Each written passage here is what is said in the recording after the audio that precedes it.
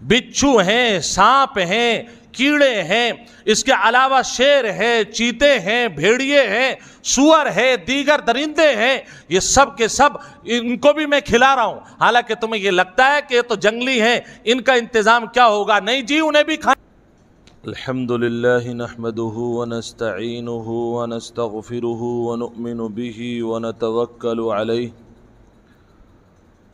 ونعوذ باللہ من شرور انفسنا ومن سیئات اعمالنا من يهده الله فلا مضل له ومن يضلله فلا هادي له ونشهد أن لا إله إلا الله وحده لا شريك له ونشهد أن سيدنا ونبينا وحبيبنا وسندنا ومولانا محمدا عبده ورسوله صلى الله عليه وعلى آله وأصحابه وبارك وسلم تسليما كثيرا كثيرا أما بعد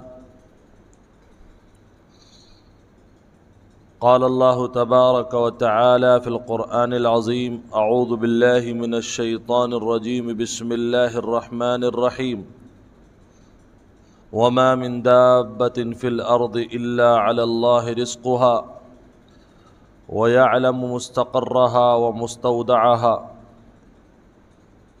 صدق اللہ العظیم۔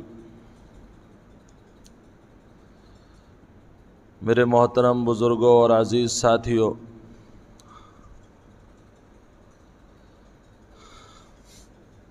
پچھلے ہفتے میں نے آپ حضرات سے جس عنوان پر بات کی تھی وہ تھا سکون قلبی، یعنی دل کا مطمئن ہو جانا، پرسکون ہو جانا۔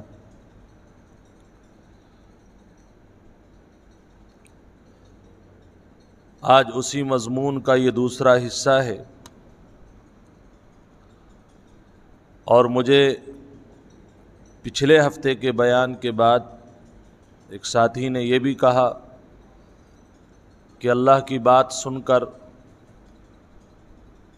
یقیناً دل اتنا ہلکا ہو گیا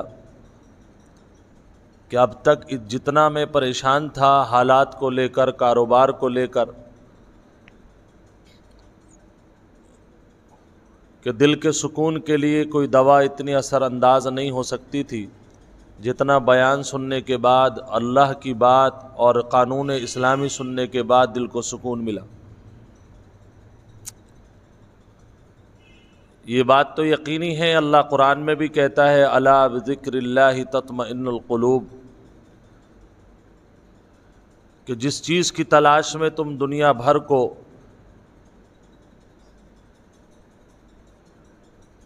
دوسرے الفاظ میں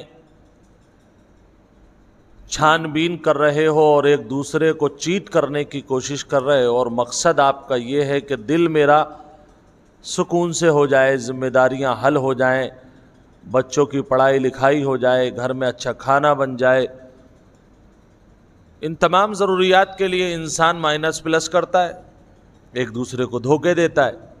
اللہ فرماتا ہے کہ اگر دل کا سکون چاہیے، آرام سے نیند چاہیے، کھانے کا لطف چاہیے، تو میرے ذکر کو اور میرے قرآن کو آپ پڑھو اور سمجھو، تمہاری ہر پریشانی کا حل میں نے قرآن میں اتار دیا۔ یہ ہماری بیوقوفی اور نادانی ہے، کم علمی ہے کہ ہم اتنے غنی اور مالدار ہونے کے باوجود کہ ہمارے پاس اللہ کا قانون اور آخری قانون موجود ہے جس میں دنیا کی ہر مسئلے کا حل ہے، اسے چھوڑ کر ہم دنیا کے لب و لہجے میں، دنیا کی مسرت میں، اور آپ یوں کہہ سکتے ہیں کہ جو دنیا نے ہمیں خواب دکھائے ہیں، خیالی خواب دکھائے ہیں، ہم اس میں پھنسے ہوئے ہیں۔ آج میری تقریر انشاءاللہ اسی موضوع پر برقرار رہے گی کہ جو جہاں ہے وہاں پر خوش کیسے رہ سکتا ہے۔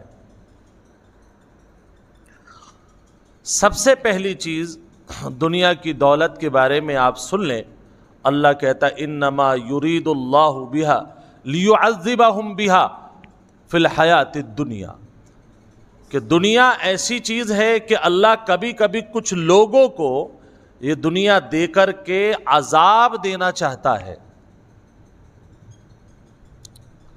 ان کے پاس بظاہر ہر چیز موجود ہے، ہمیں لگ رہا ہے کہ یہ بہت خوش ہے، لیکن ایسا بہت ممکن ہے، اللہ کہہ رہا ہے کہ کہیں ایسا نہ ہو کہ میں نے اس کو دولت تو دی ہے اور آپ سمجھ نہیں پا رہے ہو، میں کچھ لوگوں کو دولت اس لیے دیتا ہوں تاکہ میں انہیں عذاب میں گھیر سکوں۔ اتنی چیزوں کا حساب دینا ایک مشکل امر ہے، گویا کہ ہر چیز اللہ کی طرف سے جو بھی ملا ہوا ہے وہ اس اصول پر ملا ہوا ہے کہ ہر چیز کا آپ کو حساب دینا ہے۔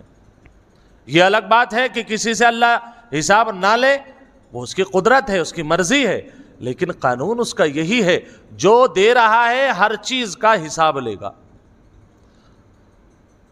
آپ گھر میں کما رہے ہیں،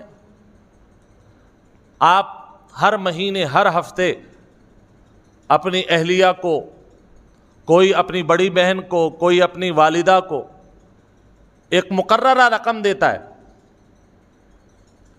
اور کمانے والا یہی ہے، 5,000 روپے دے رہا ہے مہینے کے۔ مثال کے طور پر آپ اپنی اہلیہ کو، آپ اپنی وائف کو 5,000 روپے دے رہے ہیں، 50,000 روپے دے رہے ہیں، اور جو آپ کا ٹارگیٹ ہے، آپ کو پتا ہے کہ مہینے میں میرے یہ 5,000 روپے پورا مہینہ چلیں گے،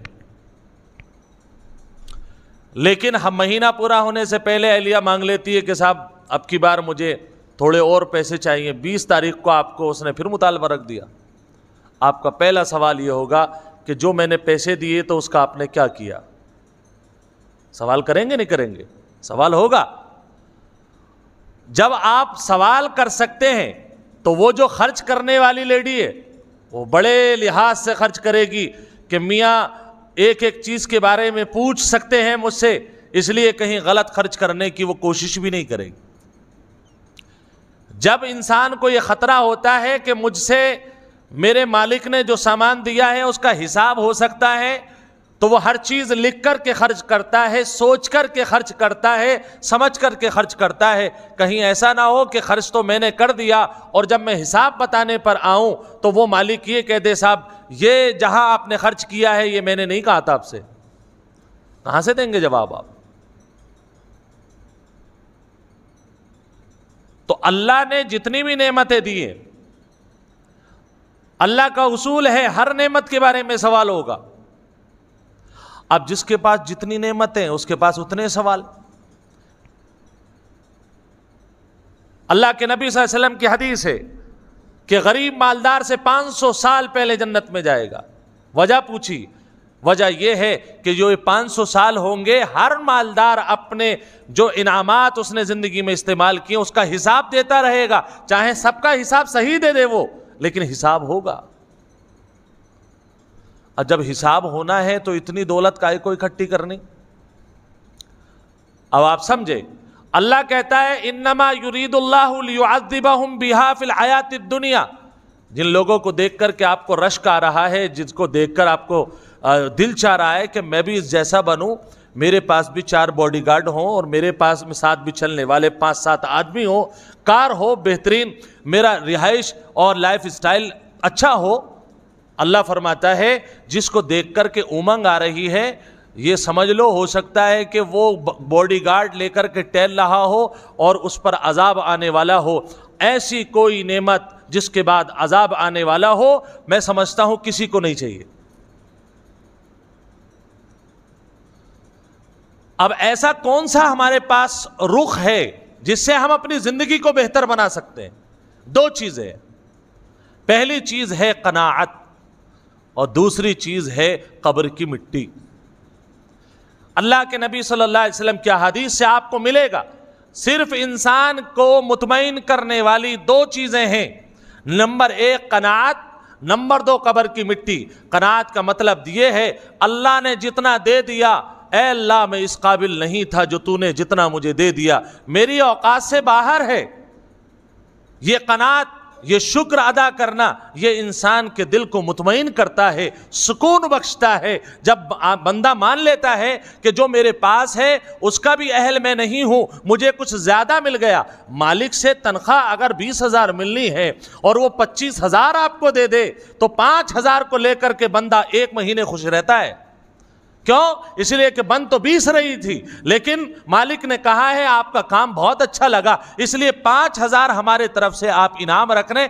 1 مہینے تک لوگوں میں یہ گن گاتا رہے گا کہ میرے مالک نے الحمدللہ آج اب کی بار 5,000 روپے بڑھتی دیے، کہ اس نے مان لیا نا میری اوقات 20 کی ہے، اور ملے کتنے؟ 25 ملے۔ اور جب ہم یہ مان لیں گے اے اللہ ہماری محنت حلال طریقے سے جو کمایا، جو تو نے دیا ہے، ہماری اوقات تو اتنی بھی نہیں تھی، تو سمجھ لیجئے ہر لمحہ ہر لقمے پر جب رب کا شکر بھیجیں گے تو دل چاہو نہ چاہو وہ ہمیشہ مطمئن اور شاداں رہے گا۔ نبی پاک صلی اللہ علیہ وسلم کی نصیحت ہے قناعت پسندی۔ اور میں آپ کو بتاؤں، میری اور آپ کی جو بے چینی جہاں پر شروع ہو سکتی ہے، یعنی لیبل کیا ہے غربت کا اور امیری کا لیبل، میں ایک حدیث آپ کو سناتا ہوں۔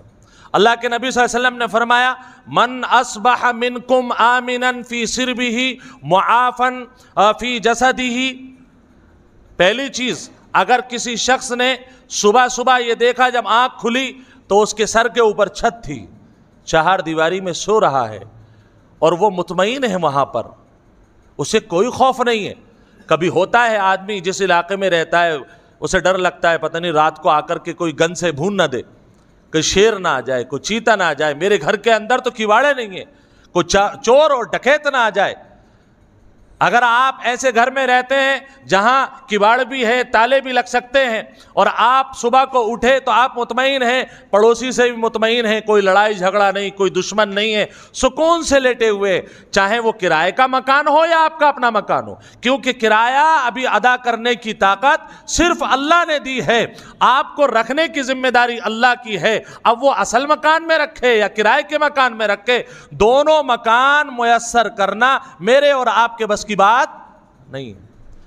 اللہ کے نبی صلی اللہ علیہ وسلم فرماتے ہیں کہ من اصبح منکم آمنا فی سربہ، جس کو ایسا گھر مل گیا جس میں اطمینان سے سو سکتا ہے، معافا فی جسدہ، اور جسے اچھا جسم مل گیا، اس کے اندر تکلیفیں نہیں ہیں، بیماریاں نہیں ہیں، اس کو ایسا ہے کہ الحمدللہ بدن کے اوپر کپڑا بھی اس کو مل رہا ہے، جو اس کو چاہیے اس میں، اس کے بدن میں بیماری ہے وقت پر اسے دوا کا انتظام اللہ کرا رہا ہے، یا یہ ہے کہ بیماری ہی نہیں ہے بالکل، فرمایا اسے غنا کا یا یوں کہہ لیجئے مالداری کا دوسرا اسٹیپ اللہ تعالیٰ نے عطا کر دیا۔ تیسری چیز عندہ قوت یومہ، اس کے پاس 1 دن کا کھانے کا انتظام ہو۔ کتنا بھائی؟ 1 دن کا کھانے کا انتظام، ناشتہ، لنچ اور ڈنر۔ حالانکہ کھانے تو 2 ہی ہوتے ہیں، صبح اور شام کے، لیکن ہم نے بنا رکھے 3، چلو 3 مانے، 3 کھانوں کا انتظام اللہ نے کرا دیا۔ اللہ کے نبی صلی اللہ علیہ وسلم فرماتے ہیں اگر اس کے پاس 1 دن کے کھانے کا انتظام ہے، فرمایا فَكَأَنَّمَا خِيزَتْ لَهُ الدُّنْيَا، یہ وہ شخص ہے جس کے لیے اللہ نے دنیا کو سمیٹ کر کے اس کے قدموں میں ڈال دیا۔ یہ مالدار ہے۔ ہمارے ہاں جو مالداری کا پیمانہ ہے وہ ہے کہ بھائی وہ امریکہ کا آدمی ہے، اس کے پاس جو مال ہے اگر اتنا ہے ہمارے پاس تو ہم مالدار ہیں۔ بل گیٹس ہے، اس کے پاس جتنا مال ہوگا جب تک اتنا نہیں آئے گا ہم غریب ہی ہیں۔ امبانی کے پاس جتنا ہے جب تک اتنا نہیں آئے گا ہم غریب ہی ہیں۔ بھائی سب کو ایسا نہیں ملتا، اور میں آگے اس کی انشاءاللہ آپ کو وجہ بھی بتاؤں گا۔ اللہ کے نبی صلی اللہ علیہ وسلم فرماتے ہیں تم مالدار ہو اگر تمہارے پاس چھت ہے رہنے کو، تمہارا بدن صحیح سلامت ہے، تمہیں 1 دن کا کھانے کا انتظام میرے رب نے کر دیا ہے، فَكَأَنَّمَا خِيزَتْ لَهُ الدُّنْيَا، تم یہ سمجھو اللہ نے دنیا کو سمیٹ کر کے تمہارے پاس بھیج دیا ہے۔ یہ لقمہ بنانا، اس کو اگانا، اس کو مارکیٹ میں اتارنا اور اس کا آٹا اور چاول بنانا، یہ تمہارے بس کی بات نہیں ہے، اور پھر اس کو لا کر کے چولہے پر تمہارے جمع کر دینا، اور پھر اس کو دسترخوان پر اتار دینا، اور اس کے بعد تمہیں کھانے کے لیے ہاضمے کا انتظام کر دینا۔ جوڑو تو صحیح کتنا ہو گیا، یہ اوقات تمہاری نہیں تھی. اگر اللہ نے یہ انتظام کر دیا ہے تو اب ہائے ہائے کرنے کی اجازت تمہیں نہیں ہے. ہائے ہائے کرنے کی اجازت نہیں ہے کہ کل کا کیا ہوگا, کل کا کیا ہوگا, کل کا کیا ہوگا. اللہ تعالیٰ نے اس کا نظام بھی بتایا. قرآن کریم میں اللہ تعالیٰ, جو میں نے آپ کے سامنے آیت پڑھی, وَمَا مِن دَابَّةٍ فِي الْأَرْضِ إِلَّا عَلَى اللَّهِ رِزْقُهَا. آپ کے بچوں کو روزی دینا, آپ کی بیوی کو روزی دینا, اس کے گلے سے اتارنا, یہ تم چاہو گے پھر بھی نہیں ہو پائے گا. یہ تو صرف ایک ہی طاقت ہے جو حلق سے نیچے لقمہ اتروا دے اور اس کو ہضم کرا دے. کوئی ڈاکٹر کی طاقت ایسی نہیں ہے کہ جب اللہ سسٹم بگاڑ دے اور اللہ کی قدرت اس بات پر اتر آئے کہ اب اس کو کھانے نہیں دینا ہے. دنیا کی کوئی پاور ایسی نہیں ہے جو میڈیکل سائنس اس کے اندر اتار کر کے ہضم کرا دے. اتنے ترقی یافتہ دور میں بھی میڈیکل سائنس یہاں پر عاجز. اللہ کہتا ہے تمہاری ذمہ داری نہیں ہے میرے اوپر. وَمَا مِن دَابَّةٍ فِي الْأَرْضِ.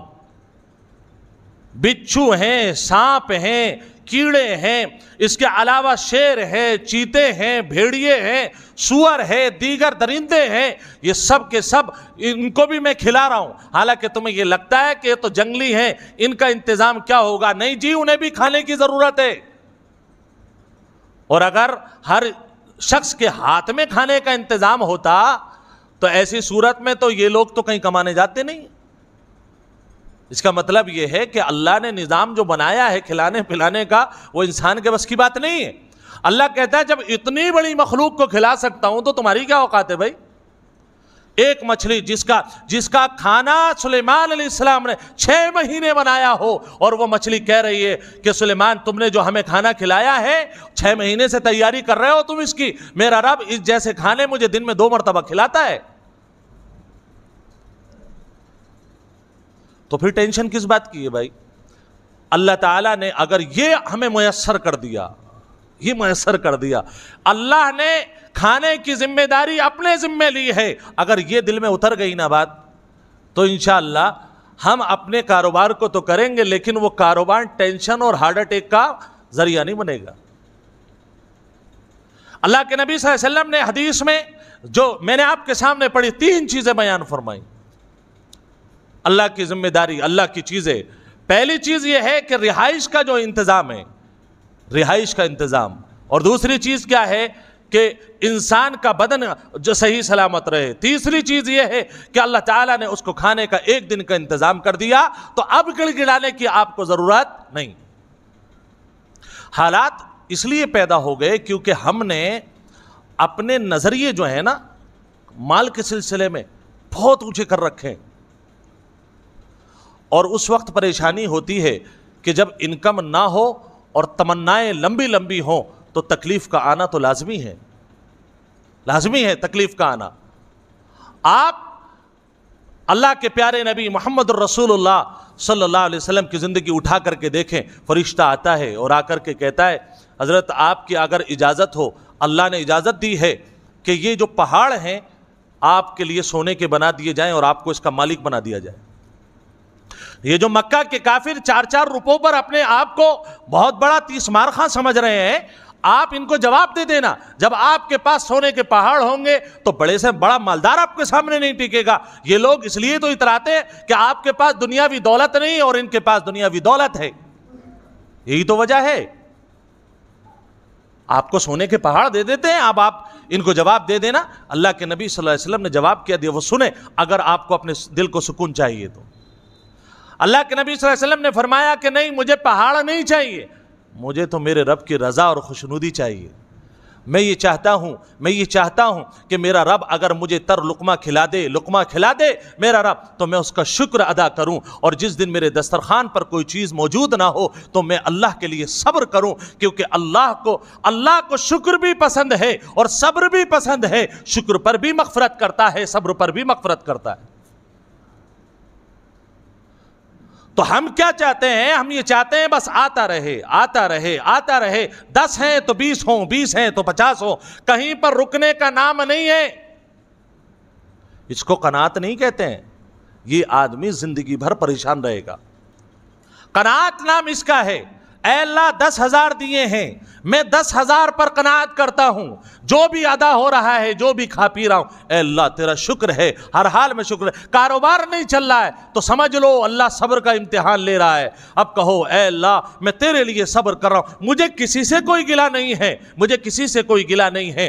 ہمارے یہاں پر ہوتا کیا ہے، میں ایک حقیقت بتا رہا ہوں، آپ ذرا اپنی زندگی پر اور ساتھیوں کی زندگی پر غور کریں۔ آج آپ کسی سے مصافحہ کریں، سلام کریں، السلام علیکم، وعلیکم السلام، خیریت ہیں آپ؟ ارے صاحب کیا خیریت ہے، کیا حال چال ہے؟ ارے بولے بس کٹ رہی ہے، بس کٹ رہی ہے۔ اس کا مطلب مفتی تقی عثمانی صاحب نے لکھا ہے یہ اللہ کی نعمت کا کفر ہے۔ جو یہ کہتا ہے جسے اللہ ناشتہ کرا رہا ہے، دوپہر کا کھانا کھلا رہا ہے، رات کا کھانا کھلا رہا ہے، کپڑے پہننے کو دے رہا ہے، شادیاں اٹینڈ کر رہا ہے، پارٹیاں اٹینڈ کر رہا ہے، پھر کیا کر رہا ہے؟ بس گزر رہی ہے۔ مفتی صاحب کیا بتائیں کیا حالات ہیں، اب کسی سے کیا ذکر کریں، ایسے جیسے کہ نعوذ باللہ یہ کہنا چاہتے ہیں ہم کہ اے اللہ جو تو نے ہمیں نعمتیں آنکھوں کی، دانتوں کی، چہرے کی، بدن کی، اور جو تھوڑا موڑا کاروبار چل رہا ہے، یہ جو نعمتیں تو نے دی ہیں یہ نعمتیں میرے لیے ناکافی ہیں۔ جو تیرا فیصلہ ہے وہ فیصلہ تو ایسا تھا کہ میں ایک لمحہ نہ جیوں، یہ میرا احسان ہے نعوذ باللہ کہ میں اتنے پر بھی گزر بسر کر رہا ہوں۔ اس کے جملے کا مطلب یہ ہے کہ کٹ رہی ہے۔ میں نے جب یہ پڑھا تو میں تو دنگ رہ گیا، کیا لکھا ہوا ہے؟ لفظ کٹ رہی ہے اللہ کی نعمت کا کفر ہے، کٹ رہی ہے نہیں۔ بندے کو کہنا چاہیے اللہ کا شکر ہے، اللہ کا شکر ہے، اللہ نے کھلایا پلایا، مسجد میں بلایا، ہر حال میں اللہ کا شکر ہے۔ یہی تو مسلمان اور مومن ہے، یہی تو قناعت ہے۔ میرے حبیب محمد الرسول اللہ صلی اللہ علیہ وسلم نے لوگوں کی بکریاں چرائیں، لوگوں کے یہاں نوکری کی، تب بھی یہ کہا الحمدللہ علی کل حال، اور جب آپ نے تجارت کی تب بھی یہ کہا الحمدللہ رب العالمین۔ ہر حال میں میرے نبی نے شکر ادا کیا۔ وہ مرکز بن گئے، پوری دنیا نے جہاں جہاں پریشان ہوئی میرے نبی کے قدموں میں آ کر کے گر گئی۔ بڑے سے بڑا بادشاہ آ کر کے گرتا ہے، بتاؤ کیا وہاں بہت زیادہ دولت تھی؟ کیا وہاں بہت زیادہ جو ہے توانائی تھی؟ کچھ نہیں تھا ایسا، لیکن ایک چیز تھی، رب نے دے دیا تو شکر ادا کر دیا، اور نہیں دیا تو صبر کر لیا۔ اور صبر کی سب سے بہترین مثال آپ احادیث پڑھیں، نبی پاک صلی اللہ علیہ وسلم کو جس دن مثال کے طور پر آپ نے صبح ہو گئی، کھانے کا انتظام نہیں ہے، آپ نے روزے کی نیت کر لی۔ ہمارے یہاں کیا ہوتا، میں پہلے اپنے آپ کو اور پھر آپ کو کہتا ہوں کہ اگر خدا نہ خواستہ کوئی ایسا وقت آ جائے ہم میں سے کسی کے اوپر کہ صبح جب آنکھ کھولی تو کوئی پیسہ نہیں ہے، نہ بریڈ لانے کے پیسے ہیں، نہ انڈے لانے کے پیسے ہیں، نہ چائے ناشتے کے پیسے ہیں، اس دن ہم اللہ کی نعمتوں کا ایسی ناشکری کرتے ہیں، پوری دنیا میں یہ ڈھنڈورا پیٹ دیتے ہیں کہ ہمارے پاس آج کچھ کھانے کو نہیں ہے، لاؤ جی تم ادھار دے دو، لاؤ جی فلاں ادھار دے دو، یہ ادھار دے دو۔ اور کتنے تو وہ ہیں جو راستوں میں تذکرہ کرتے، رشتہ داروں سے تذکرہ کرتے، کام نہیں چل رہا، کام نہیں چل رہا، کام نہیں چل رہا ہے۔ اور وہاں کا مسئلہ کیا تھا، اگر بھوکے ہیں بھائی آج ہم اللہ کے مہمان ہیں، آج روزہ رکھیں گے، صبر کی یہ کیفیت حاصل ہو جائے گی۔ اور جن جن لوگوں کو آج تک حاصل ہوئی ہے، خدا کی قسم اللہ نے غیر اللہ کے دربار پر کبھی جھکنے پر انہیں مجبور نہیں کیا۔ حضرت مفتی شفیع عثمانی صاحب رحمۃ اللہ علیہ بڑی زبردست بات انہوں نے لکھی ہے کہ دیکھو آمدنی کا جو مسئلہ ہے وہ تو آپ جو محنت کر رہے ہیں آپ کے لیے ضروری ہے کہ آپ تجارت کا یا سورس آف انکم آپ کی جو ہے وہ حلال طریقہ اختیار کریں، اور پھر جو اس سے انکم ہو اس پر اللہ کا شکر بھیجیں، یہ طریقہ ہے۔ اس کے بعد آپ انکم پر تو بس ہلکی پھلکی محنت کر سکتے ہیں، وہ آپ کے ہاتھ میں ہے نہیں۔ میں آپ کو یہ نسخہ بتا رہا ہوں جن لوگوں کے کاروبار نہیں چل رہے ہیں، جو بار بار شکایت کرتے ہیں دعا کی، بہت قیمتی ہے۔ فرمایا کہہ رہے ہیں کہ انکم پہ آپ کا بس نہیں چل رہا ہے، لیکن خرچ پر آپ کا بس اللہ نے دیا ہے، آپ کا اختیار دیا ہے خرچ پر۔ آمدنی زیادہ نہیں ہے تو خرچ کم کر دو، سکون ملے گا۔ ہمارے یہاں پریشانی کی اور وجہ ہے، ایک وجہ یہ بھی ہے، کمائی کتنی ہے 10,000 ہے، کوئی بندہ شادی تو نہیں چھوڑ رہا، ہر شادی میں کم سے کم 500 روپے تو چاہیے، 500 روپے شادی کے۔ اور ہمارے یہاں شادی ماشاءاللہ جب ہوتی ہیں تو دور دور تک کے رشتہ داروں کو دعوت دی جاتی ہے. ایسے اگر کسی نے جھوٹے منہ بھی پوچھ لیا ہم سے تو ہمارا سوٹ بھی تیار ہے, ہماری بیوی کا لہنگا بھی تیار ہے, ہمارے بچوں کے لیے بہترین اسکرٹ بھی تیار ہے, بچوں کے لیے, لڑکوں کے لیے جینس کی پینٹ اور شرٹ بھی تیار ہے. پورا کھا کر کے آئے گا, 500 روپے دے کر کے آئے گا. اور اگر رات میں 4 شادیاں ہیں, میرا بھائی ایک بھی نہیں چھوڑ رہا. بولے چاروں میں جانا ہے, ایک میں لڑکے کو بھیجوں گا, ایک میں خود جاؤں گا, اور کوشش کرے گا خود ہی 2 جگہ چلا جائے, چاہے 2 مرتبہ کھانے کے بعد ڈاکٹر کے پاس جانا پڑے, مگر چھوڑے گا نہیں. اب آپ کو اس کا نقصان بتاتا ہوں. یہ تو پیٹ کا نقصان تو آپ نے کیا ہی کیا. آپ نے اللہ کی نعمت کی ناشکری کا ایک ذریعہ کھول دیا, ایک آپ نے راستہ کھول دیا. وہ آدمی جو اب تک صبح میں یہ شکایت کر رہا تھا کہ میرے پاس انکم نہیں ہے, میرے پاس ذریعہ معاش نہیں ہے, کیا کروں کیا کروں, بھائی تیرے پاس رات کو پیسے کہاں سے آ گئے؟ اور کس نے کہا ہے کہ دعوت قبول کرنا فرض ہے؟ ہمارے ہاں بڑا اچھا جملہ بولا جاتا ہے, صاحب دعوت قبول کرنا تو سنت ہے نا, دعوت قبول کرنا سنت. بھائی بھیک مانگنا بھی تو حرام ہے. یہ بھیک مانگ کر کے جو تو شادیوں میں جا رہا ہے, پوری دنیا کا تو نے قرض لے رکھا ہے, رات کو تو پیسے دے کر کے آیا, صبح میں جس سے 1 مہینہ پہلے پیسے لیے تھے وہ آ رہا, بھائی صاحب پچھلا ادھار دے دو. بولے صاحب اگلی مرتبہ میں لینا, فرم سے پیسے میں لیں گے. فرم سے ادھر پیسے آئے اور ادھر وہ قرضے میں اڑ گئے, پھر بھی قرضے میں دبا ہوا ہے. وجہ کیا ہے کہ ہم نے اپنا جو سورس آف انکم تھا وہ تھوڑا تھا, اور ہم نے اپنے ہاتھ کو کشادہ کر دیا, اور یہ سمجھ بیٹھے کہ بھئی اللہ دے گا, اللہ دے گا. ٹھیک ہے اللہ دے گا, اللہ نے عقل اور آنکھ تو دی ہے, آپ اپنے خرچ کو ذرا دبا کر کے چلو. یہ شادی میں آپ کی بیوی کے پاس 2-2 ہزار روپے کے جو لہنگے پہن کر کے جا رہی ہیں کمبخت, وہ اوپر سے برقع بھی نہیں پہننے, برقع بھی نہیں پہننے. کہتے ہیں تو برا لگتا ہے, جوان بیٹی کو لٹے نکلوا کر کے لے کر کے جاتا ہے. بے شرمی کی انتہا ہے. اللہ کے نبی صلی اللہ علیہ وسلم جس عمل سے ناراض ہوں, جس سے اللہ ناراض ہو, تم سوچتے ہو اس میں کامیابی مل جائے گی؟ خدا کی قسم پوری قیامت تک زور لگا لینا, قیامت تک زور لگا لینا. جن گوروں کی خاطر, مغربی کلچر کی خاطر تم اپنی بیٹیوں اور بہنوں کو ننگا کر رہے ہو, ان کی نظر میں بھی تمہاری ویلیو کبھی 0 سے آگے نہیں جائے گی, اور اللہ کے نزدیک تو کبھی جائے گی نہیں. یہاں پیسہ آ جاتا ہے, اور میں ایسے ایسے لوگوں کو جانتا ہوں, آپ یقین مانیں, اللہ معاف فرمائے, کہ پیسہ کچھ نہیں, کاروبار ختم, نوکری ہٹ گئی. اب کیا ہے کہ بھائی اسکوٹی لگاتار چل رہی ہے, بائک لگاتار چل رہی ہے. لوگوں کے یہاں اچھا آپ کا خرچہ کیا ہے؟ روزانہ 1 کلو دودھ آ رہا ہے. 1 کلو دودھ صاحب میں سمجھتا ہوں 80-90 روپے کا تو ہوگا. ڈیری کا آپ اٹھا لیں تو شاید 60-65 روپے کو مل جائے. 80 روپے سے اگر آپ لگائیں گے تو میں یہ سمجھتا ہوں قریباً 100 روپے کا اگر آپ دیکھتے ہیں تو 100-2,500 3,000 2,000 روپے کا دودھ مان کر کے چلیں. مہینے کا 2,000 روپے کا دودھ. کس نے کہا آپ سے کہ آپ 3 ٹائم چائے پئیں؟ گھر میں فاقے لگ رہے ہیں, لیکن بندہ چائے نہیں چھوڑے گا. چائے پیے گا 3 ٹائم, اور 4 ٹائم مل جائے تو اور بھی اچھا ہے. چائے پیے گا, اچھا کھائے گا کیا؟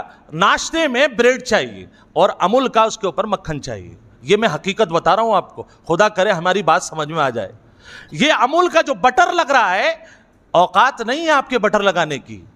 آپ اس جو رات کی روٹی بچی ہوئی اگر آپ اس کو کھا لیں گے, یا پھر نیا تازہ آٹا گندوا کر کے آپ اس کی روٹی بنوا کر کے کھا لیں گے اور چائے پی لیں گے, تو کیا آپ کی اوقات میں کچھ کمی آ جائے گی؟ ہمارے یہاں کہا جاتا ہے یہ اسٹینڈرڈ سے ہٹ کر کے بات ہے. گھر میں چوہے دوڑ رہے ہیں اور اسے ابھی بھی اسٹینڈرڈ کی پڑی ہوئی ہے. یہ ہماری نالائقی کی انتہا ہے. جب آپ کے پاس سورس آف انکم نہیں ہے, اللہ کے نبی صلی اللہ علیہ وسلم فرماتے ہیں ختم کر دو ان چیزوں کو.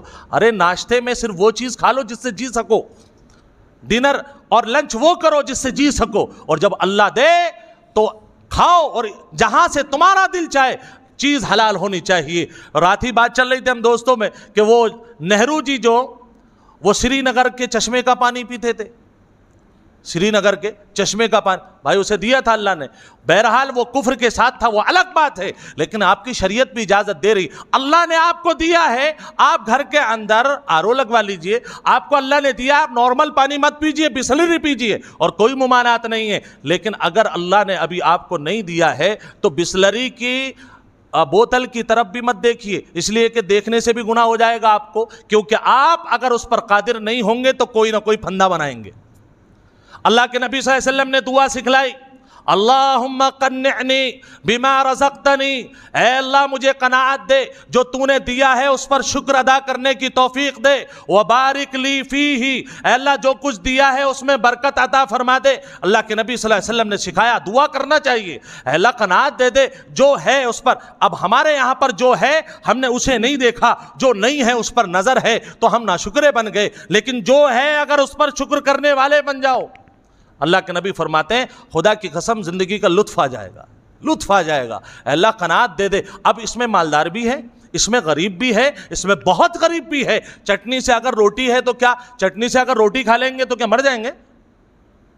ارے میں کتنے لوگ جانتا ہوں جو شوقیہ چٹنی کھاتے ہیں، بھون کر کے چٹنی کھاتے ہیں، اور ان میں سے ایک گناہگار یہ بھی ہے، اچھی لگتی ہے۔ ہمارے یہاں جو دکھاوا ہے نا، یہ شو آف، اس نے مار دیا، پوری قوم کو ختم کر دیا۔ ہر چیز میں ہم دنیا کو دکھلانے کے لیے کام کر رہے ہیں۔ اچھا ایک خرچہ اور یاد آ رہا ہے مجھے، سگریٹ پینے کا۔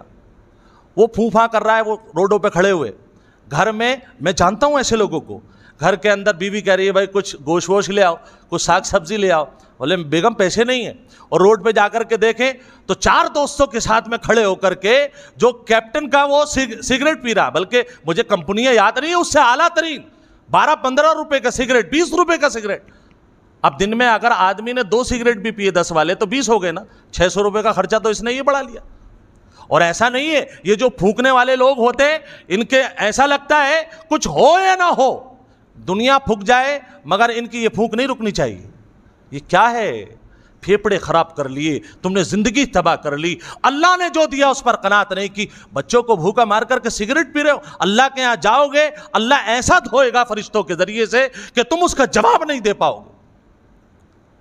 دال کھاؤ کس نے منع کیا ہے؟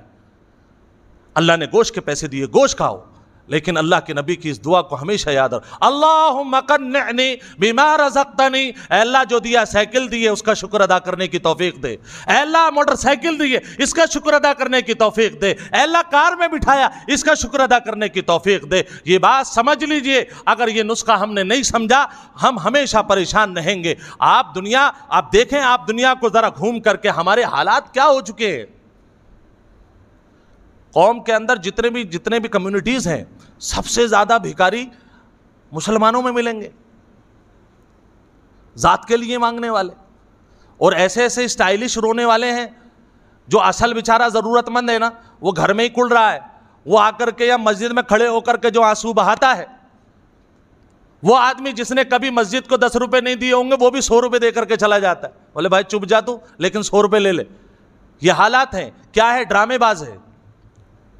میں اچھے لوگوں کو، ضرورت مند لوگوں کو نہیں کہہ رہا ہوں، لیکن ہمارے یہاں اب تو جو غیر مسلم لوگ ہیں اگر انہیں بھی مانگنے کی ضرورت پڑے تو وہ بھی برقع اوڑھ لیتے ہیں، بولے سب سے زیادہ بھکاری اسی قوم میں ہے، ایک برقع ہم بھی اوڑھ لیں گے تو کیا کمی آ جائے گی۔ ابھی ہمارے حافظ صاحب بتا رہے تھے، بولے وہ ایک عورت ہے جو بہت زیادہ مانگتی رہتی ہے، روتی رہتی ہے، اندرا چوک سے لے کر کے آپ کے کھاری کنواں اور پھر یہاں تک جب مانگتی ہے تو بڑا اس پر ترس آتا ہے۔ تو کہنے لگے، بولے ایک دن میں نے دیکھا اسٹیشن پہ ہوٹل پہ کھڑے ہو کر کے وہی رونے والی عورت جیب سے نکال کر کے سٹا مار رہی تھی۔ یہ ہماری قوم کی حالت ہے، بھکاری بنا دیا۔ وجہ یہ ہے کہ ہم نے جو ہمارا طرز تھا، جو ہمارے طرز زندگی اللہ کے نبی صلی اللہ علیہ وسلم نے دی تھی، ہم نے اس طرز زندگی کو بالکل کام میں لائے ہی نہیں، اور سب سے اچھا مشغلہ بنا لیا بھیک مانگنے کو۔ ابھی ہمارے یہ حاجی جی بتلا رہے تھے کہ ایک صاحب، وکیل صاحب نے بتایا کہ ایک صاحب حافظ صاحب کے اندر پھول بیچتے تھے ٹوکری میں۔ بھائی جو عقیدت مند لوگ ہیں بہرحال وہ مسئلہ الگ ہے، وہ آتے ہیں پھول لیتے۔ ایک بھکاری آیا ان کے پاس، کہنے لگا بھائی کیا کر رہے ہو، کتنے کما لیتے ہو؟ تو اس نے بتایا بھائی 400-500 روپے کما لیتے ہیں۔ ارے بولے کہاں چکر میں پڑ رہا ہے، دیکھ میں نے ابھی اپنی بیٹی کی شادی کی ہے، بلٹ دی ہے، تمہارا کیا کام ہے؟ بولے بس ایک ہی کام ہے، بھیک مانگنا ہے 5 گھنٹے، اپنا کام تو ہو جاتا ہے۔ ارے اس میں چکر میں کہاں پڑ رہا ہے 500 روپے میں، 5 گھنٹے بھیک مانگ، تیرا پورے دن کا کفالت ہو جائے گی۔ اس نے جو ٹوکرا دے کر کے مارا وہ بھکاری بن گیا، آج وہ محلوں میں ٹہل رہا ہے، سب سے آسان کام نکال لیا۔ اللہ کے نبی صلی اللہ علیہ وسلم تو فرماتے ہیں ایک ٹائم کا کھانا ہے، بدن سلامت ہے، رہنے کو چھت ہے، آپ کے لیے اپنی ذات کے لیے 1 روپے کا سوال کرنا بھی حرام ہے۔ اللہ کے نبی صلی اللہ علیہ وسلم کے آپ احادیث اٹھا کر کے دیکھ، قیامت میں ایسا آدمی جب اٹھایا جائے گا اس کے چہرے کے اوپر گوشت نہیں ہوگا، ہونق طریقے سے اٹھایا جائے گا۔ یہ سب کیا ہوا؟ یہ بے چینی آئی جو ہم نے خواہشات پال رکھی ہیں۔ ارے صاحب حاجی جی کے گھر میں اے سی ہے، میں بھی لگاؤں گا اے سی۔ بھائی حاجی جی کی انکم تو 1 لاکھ روپے مہینہ کی ہے، تمہاری انکم 10,000 روپے 15,000 روپے کی ہے، تمہاری اوقات نہیں ہے۔ پھر وہی والا مثال ہو جائے گی، گھوڑے نے نال لگوائی، میڈک نے بھی کہہ دیا کہ میں بھی لگواؤں گی، ہوا کیا؟ وہ سب کچھ ختم ہو گیا۔ یہی مسئلہ ہے بالکل۔